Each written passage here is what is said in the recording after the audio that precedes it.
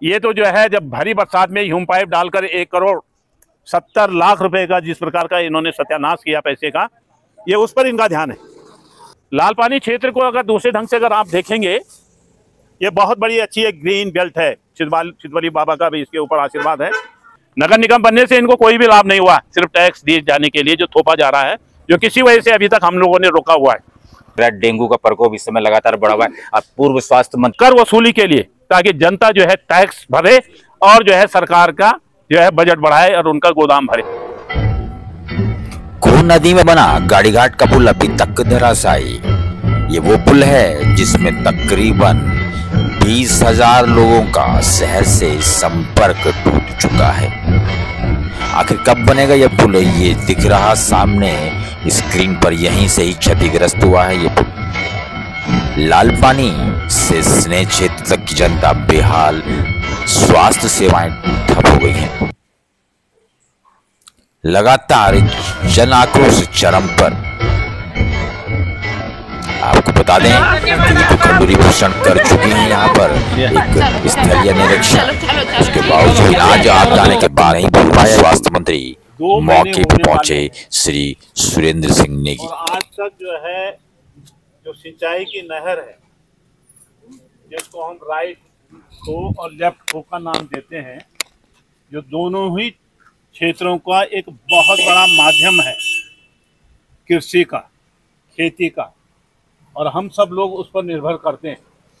ये तो दुर्भाग्य है कि यहाँ पर जहाँ नगर निगम नहीं थोपा जाना चाहिए था, वहाँ नगर निगम को थोप दिया गया, और थोप देने के बाद इसको एक किस्म से लावारिस हालत में छोड़ दिया गया। नमस्कार दोस्तों, सुदर्शन चक्र लाइव पे एक बार फिर से आप लोगों का बहुत बहुत स्वागत है। और आज जिस तरह से आज मैं उस क्षेत्र में पहुंचा हूं जो लगातार जो है उपेक्षा का शिकार बना जा रहा है, क्योंकि जो पुल उसको जोड़ने वाला था वो कई दिनों से धराशायी है। और मेरे संग इस समय सीधे जुड़ चुके हैं जो कई बार के विधायक हैं, पूर्व मंत्री हैं, श्री सुरेंद्र सिंह नेगी। सर, पहले तो सुदर्शन चक्र लाइव पे आपका बहुत बहुत स्वागत है। आज एक बार फिर उस स्थल पे हो जो लगातार उपेक्षा का शिकार हो रहा है। कुंभी चौड़ की मैं बात कर रहा हूँ, वार्ड नंबर 2 है। क्या कहेंगे जो पुल झूला बस्ती का पुल जो जिसकी अप्रोच टूट चुकी है, वो अभी तक इतने दिनों से धराशायी है, लोगों का आना जाना बंद है। क्या कहेंगे सर, जो लाइफ लाइन है वो टूटी हुई, क्या कहेंगे इस बारे में?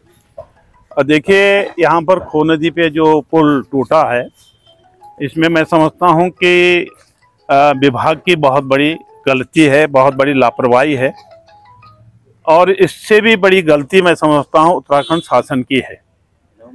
ये पुल आज से नहीं बल्कि कई सालों से बदस्तूर चल रहे थे। यातायात इसमें सुलभ था, जनता को राहत मिल रही थी, लेकिन अचानक 2018-19 में इन्होंने यहाँ पर जेसीबी और पोकलैंड से 15-15, 20-20 फुट के गड्ढे करके यहाँ पर खनन नीति को जो संशोधित किया, उसका परिणाम है कि आज तमाम पुल धराशायी होने की स्थिति में है।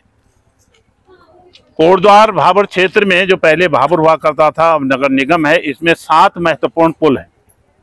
चिदबली का पुल है, दूसरा ग्रासनगंज का पुल है, तीसरा जो अभी टूटा हुआ है, चौथा जो है गुल्लर के पेड़ का है, 2 पुल सुकरौ नदी पे हैं, 1 पुल जो है मालन नदी पे है, और बहड़ा सोत तो आप जानते हैं कि पूरा का पूरा जो है 20-25 घर वहाँ बह गए। लेकिन आज तक मैं समझता हूँ कि कोई भी कार्रवाई इनके मरम्मत के लिए, इनके लिए कोई कार्य योजना बनाने के लिए नज़र नहीं आती। और ख़ास तौर पर जो पुल यहाँ पर जिसकी अप्रोच बही है, वो इतना बड़ा काम नहीं है कि उस पर यातायात नहीं चलाया जा सकता था, बहुत आसानी से चलाया जा सकता था। अगर राज्य सरकार चाहती, अगर विभाग चाहता, तो एक छोटा सा स्पान है जिसमें आप अगर तख्ते भी डालते या गर्डर डालते तो उस पर यातायात सुलभ हो जाता, और रात को या शाम को जो है जब उसमें यातायात कम है तो नीचे से उसके जो है दीवार बनाई जा सकती थी। लेकिन इस ढंग से सोचने का दायरा इनका नहीं है।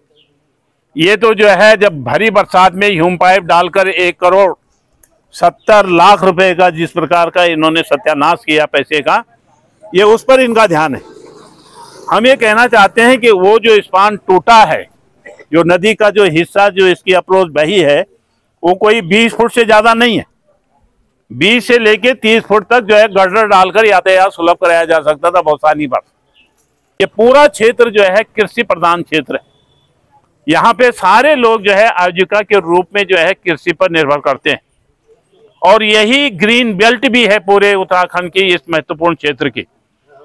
हालांकि इसको दुर्भाग्यपूर्ण ढंग से इसको सिर्फ करों को लादने के लिए जनता के ऊपर इसको नगर निगम बना दिया गया, सिर्फ कर वसूली के लिए, ताकि जनता जो है टैक्स भरे और जो है सरकार का जो है बजट बढ़ाए और उनका गोदाम भरे।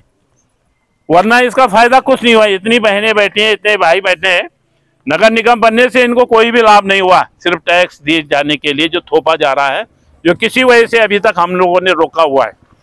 तो इसकी जरूरत नहीं थी। ये ग्रीन बेल्ट थी। कृषि जो है आज महत्वपूर्ण आजीविका का साधन है हमारी उधर पूर्ति का, जिसको लाभ होना चाहिए था। धीरे धीरे वो कंक्रीट का जंगल बनता चला जा रहा है, जिससे बहुत बड़ा नुकसान हो रहा है। आज 2 महीने के बाद अगर कृषकों के खड़ी फसलों को समय पर पानी नहीं मिलेगा तो क्या हालत होने वाली है। इनके पूरे साल की मेहनत तो बर्बाद होने वाली है।